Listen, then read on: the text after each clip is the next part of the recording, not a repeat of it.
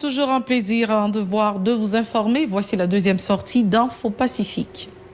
Elle a eu une de l'actualité. La Banque de la République d'Haïti a injecté la rentelette somme de 15 millions de dollars américains le lundi 9 novembre sur le marché d'échange en vue d'en assurer la stabilisation. Ce nouveau montant sera réparti et vendu selon les conditions fixées par la Banque centrale. Repenser les relations haïtiano-américaines, urgence et nécessité, telle a été la thématique débattue ce mardi lors d'une conférence débat organisée par l'Université Quisqueya. Intervenant à cette occasion, l'ancien ambassadeur d'Haïti à Washington, Paul Altidore, croit qu'il est urgent de reconsidérer les relations entretenues entre Haïti et la République étoilée. Signature ce mardi d'un protocole d'accord entre l'Institut national de la formation professionnelle et le Conseil national des coopératives autour de la validation des acquis de l'expérience professionnelle.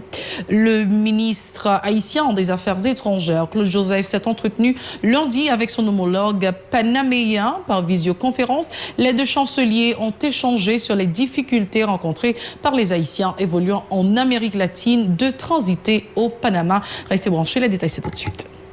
Si vous jugez que cette vidéo est intéressante, n'hésitez pas à liker et partager la vidéo. Et surtout, n'oubliez pas de vous abonner à cette chaîne et activer la cloche de notification pour ne pas louper aucune de nos vidéos. Ce mardi 10 novembre, par l'Université Quisqueya, elle a attiré l'attention des participants sur la nécessité de repenser les relations haïtiano-américaines. L'ancien ambassadeur d'Haïti à Washington, Paul Altidore, intervenant principal de la conférence, dit estimer qu'il est urgent de repenser ces relations en profondeur. Monsieur Altidore croit opportun pour les politiques haïtiennes d'initier des réflexions intelligentes et stratégiques dans les relations haïtiano-américaines. Écoutons ses propos au micro de Rigueur Noël. Gon urgence là, gon nécessité là, pour que le pays, s'il pas repenser relations ça, en profondeur, avec toute complexité qu'il y a là-dedans, quelque part, son suicide n'a pas commettre là. Gon injustice n'a pas commettre à tête nous, n'a amusé n'a parlé de blanc, mais quelque part, gon devoir à l'interne. En novembre 2020, les États-Unis, c'est pays d'accueil pour des centaines de milliers d'Haïtiens. Cap vivre l'autre bois, cap manger l'autre bois, cap travailler l'autre bois, et puis cap voyer corps ici. C'est ça, on a parlé de transfert qui fait 2-3 milliards de dollars, comparé avec l'autre côté. Bref. Et voilà que pays, de manière chronique, par exemple, une politique migratoire vis-à-vis des États-Unis. On a parlé de nécessité parce que je dis en novembre 2020, une quantité de citoyens américains qui naissent de parents haïtiens, qui font bonne bagaille là-bas. Et aux yeux de la Constitution amendée, en pile dans les citoyens américains, c'est haïtien que vous avez. Mais plus important, est-ce que vous avez une réflexion stratégique qu'a faite, comment que la démographie ça nous entre en dedans équation de développement et n'a parlé là dans le pays. Si vous nous rejoignez maintenant, vous êtes sur la télé Pacifique, vous suivez Info Pacifique, le développement. La Banque de la République d'Haïti a injecté le lundi 9 novembre 2020 la rendelette somme de 15 millions de dollars américains en vue de stabiliser le marché d'échange. Ce nouveau montant sera réparti et vendu selon les conditions fixées par la Banque centrale, selon les informations rendues publiques par la Banque des banques. L'injection récente de 12 millions de dollars par la BRH n'a pas pu avoir vraisemblablement les résultats escomptés. Rappelons que le taux de référence de la BRH était à 63,2 gourdes pour $1 ce mardi 10 novembre. Le chancelier haïtien Claude Joseph s'est entretenu lundi avec son homologue panaméen Alejandro Ferrer par visioconférence. Les deux diplomates ont échangé sur les difficultés rencontrées par des Haïtiens vivant en Amérique latine de transiter au Panama. Je viens d'avoir une visioconférence avec mon homologue du Panama autour des obstacles que font face les compatriotes haïtiens évoluant dans certains pays de l'Amérique du Sud, notamment le Brésil et le Chili, pour transiter au Panama en provenance d'Haïti, a fait savoir Claude Joseph. Dans la foulée, des consultations seront effectuées avec les autorités migratoires panaméennes en vue de trouver une issue à ce problème, a fait savoir le ministre des Affaires étrangères et des Cultes. Tenu ce mardi d'un atelier de travail à l'initiative de l'Office national pour le partenariat de l'éducation, ONAP, conjointement avec la conférence des recteurs et dirigeants des universités. Les discussions ont porté sur la mise en place d'une agence appelée à régulariser la question de l'enseignement supérieur en Haïti, conformément au décret adopté en date du 20 juin 2020, selon les organisateurs. Il y a 3 dossiers majeurs, ça veut dire d'importance capitale pour le pays, pour la jeunesse, pour le développement du pays, pour le développement de l'organisation société. C'est 3 décrets portant sur l'enseignement supérieur. Il y a un décret qui porte sur le fonctionnement, réorganisation, modernisation de l'enseignement supérieur. Il y a un autre décret qui porte sur la création de l'ANERS, Agence nationale de la recherche scientifique et de l'enseignement supérieur et de la recherche scientifique. Un 3e décret portant sur le stage obligatoire pour les étudiants, les étudiantes de premier cycle universitaire. Étant donné que une grande conférence des recteurs d'universités en Haïti, qui réunit universités publiques, universités privées, jeudi, nous avons décidé, en font remise en présentation pour l'ensemble de la COPUA. C'est ça, nous sommes capables d'approprier différents travaux réalisés. Et tout dossier, ça, déjà, nous avons acheminé à la présidence, au cabinet particulier de la présidence. Nous avons partagé avec la primature. Et la primature a travaillé pour, en vue de, nous avons élaboré le budget qui est nécessaire pour la mise en œuvre des 3 décrets, parce que son dossier d'urgence lié. L'Agence nationale d'enseignement supérieur et de la recherche scientifique permettra d'encadrer davantage la recherche scientifique en Haïti, a déclaré plus loin le responsable de l'ONAP, Delima Pierre, a indiqué que les discussions vont bon train dans le processus de la formation de l'ANERS. Nous l'écoutons. Haïti, il y a un ANERS qui passe pas des gens qui ont prêté des recteurs, qui ont signé des diplômes, c'est l'agence qui est responsable de toute bagaille, toute organisation d'enseignement supérieur là, toute modernisation l'enseignement supérieur là, la réingénierie de l'enseignement supérieur pour nous capables d'un enseignement supérieur qui répond à besoin de développement pays pour pays nous qui baillent des intellectuels en pair à travers le monde, pour nous-mêmes capables de continuer à faire travail de formatage, d'éducation, de formation des jeunes de jeunesse pays pour le développement propre de pour le développement pays, pour le développement économique Haïti. Et puis d'ici très bientôt, nous avons toute agence d'enseignement supérieur, nous avons toute structure, toute loi. Bon, c'est qu'actuellement,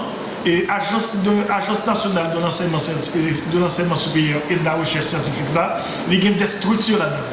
Actuellement, il y a un premier conseil supérieur là, c'est des attributions de la présidence. Nous-mêmes, qui ça n'a fait dans la constitution dossier, n'a pas commencé à recevoir, n'a pas écrit différentes structures qui appelées pour faire partie de l'agence, n'a pas écrit pour nous dire organisation pour la, structure pour la loi prévoit, il doit y avoir 3 mondes. Maintenant, n'a pas recevoir des dossiers de différentes structures pour nous constituer ensemble de dossiers. D'après ça, nous avons défini avec la primature, notre plan d'action, forte agence de l'enseignement supérieur là, étant en place vers le 15 novembre. Il y a des retards parce que la primature a cherché comme. Autre actualité à ce journal, l'Institut national de la formation professionnelle et le Conseil national des coopératives ont paraphé un protocole d'accord autour de la validation des expériences de travail. Une initiative qui permettra de valider les acquis d'expérience tout en complétant la formation des citoyens. Selon le directeur général de l'INFP, Dikel Delvariste, cette démarche cible notamment les professionnels œuvrant dans le domaine agricole. Dikel Elvariste était au micro de Wouvan Sefar et Weekends Moïse. Au niveau de l'INFP, nous allons occuper dans le cadre de protocole ça, on va occuper de la validation des acquis de l'expérience. Donc il est fait parler sur le terrain avec Cablio, avec tout autre acteur que vous avez sur le terrain, nous allons travailler pour nous ajouter artisans ça, pour permettre que ça revient comme capacité, ça revient comme compétence. Et ça vise le problème de compétence, pour valider, pour permettre que vous ayez un certificat qui dit que finalement, ça va faire. Là, nous finissons en phase à nous-mêmes, donc nous allons remettre à Conseil national coopératif bien travail par mois, nous va compléter pour encadrer nous ça permettre que nous rejoignent compétences ou bien capacité qui capable de permettre que nous mettons en équipe, nous regrouper, nous mettons en association pour nous capable de produire pour le pays. Donc c'est le premier pas qui franchi. Le protocole là qui signe entre INFP et CNC ouvre le champ à un ensemble d'activités et qui est capable de continuer encore entre les deux institutions. On va chercher financement, premier par faire avec l'ambassade de Suisse, et nous allons partir sur 5 départements toujours. Donc au fur et à mesure que nous allons aller, l'expérience, le travail, les résultats, et bien pour permettre de nous aller dans l'autre département. Donc jusqu'à présent, nous ne pas dire que nous ne pas faire des événements. Normalement, c'est chaque année fini, nous recommencer encore. Pour année fiscale fini, nous recommencer encore. Pour sa part, le directeur général du Conseil national des coopératives s'est montré satisfait de la signature de ce protocole d'accord à partir duquel les travailleurs auront droit à des séances de formation. Écoutons. Les travailleurs sont dans une zone où ils sont en coopérative pour nous faire formation pour former une coopérative. Après, nous faire formation pour gérer une entreprise, un business.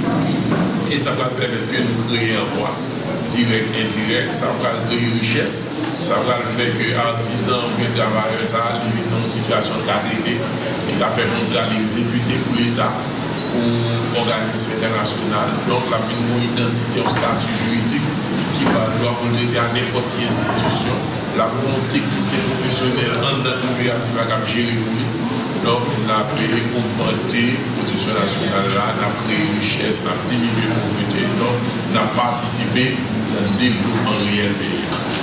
C'est le temps de passer à l'étranger. Restez branchés. Merci d'être toujours avec nous sur la télé Pacifique. Voici la deuxième partie du journal. Nous sommes à l'étranger. Une semaine après l'élection du 3 novembre, Donald Trump, enfermé dans la Maison-Blanche, refuse toujours d'admettre sa défaite et empêche Joe Biden de préparer la transition.